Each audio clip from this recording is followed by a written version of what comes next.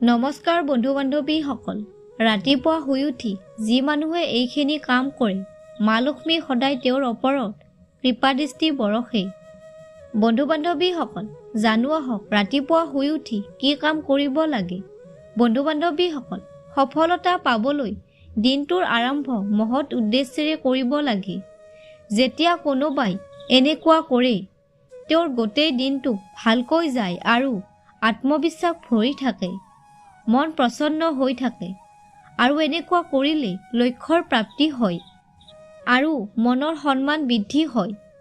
বন্ধু বান্ধৱীসকল, জানো আহক ৰাতিপুৱা শুই উঠি কি কাম কৰিব লাগে। বন্ধু বান্ধৱীসকল, প্ৰথমটো হৈছে ৰাতিপুৱা শুই উঠি মাতৃভূমিৰ আশীৰ্বাদ লওক। বন্ধু বান্ধৱীসকল, ৰাতিপুৱা শুই উঠি সৰ্বপ্ৰথমে ধৰিত্ৰী মাৰ চৰণ স্পৰ্শ কৰিব লাগে। ধৰিত্ৰী মাৰ কৃতজ্ঞতা প্ৰকাশ কৰা উচিত।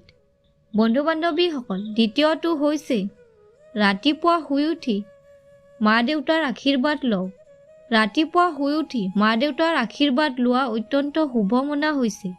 ৰাতিপুৱা শুই উঠি মা দেউতা বা ডাঙৰৰ আশীৰ্বাদ ল'লে ঘৰৰ বাস্তুদোষ দূৰ হয় আৰু এনেকুৱা কৰিলে মা লক্ষ্মী প্ৰসন্ন হয়।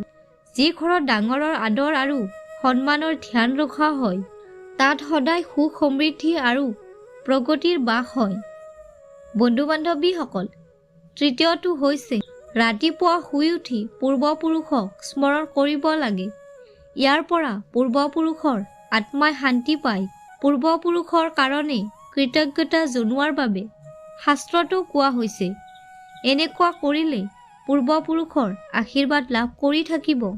বন্ধু বান্ধৱীসকল, চতুৰ্থটো হৈছে ৰাতিপুৱা শুই উঠি গোটেই দিনটোত এটা মহৎ কাৰ্য কৰাৰ ব্ৰত লওক। মহৎ কাৰ্য কৰিলে আত্মবিশ্বাস বাঢ়ে। যিজনে এই নিয়মবিলাক মানি চলে, তেওঁ জীৱনত সফলতা পায়। এনেকুৱা মানুহবিলাক আনৰ অনুপ্ৰেৰণা হৈ উঠে। এনেকুৱা মানুহ সকলোতে সন্মানিত হয় আৰু লগতে মা লক্ষ্মীৰ আশীৰ্বাদ সদায় লাভ কৰে।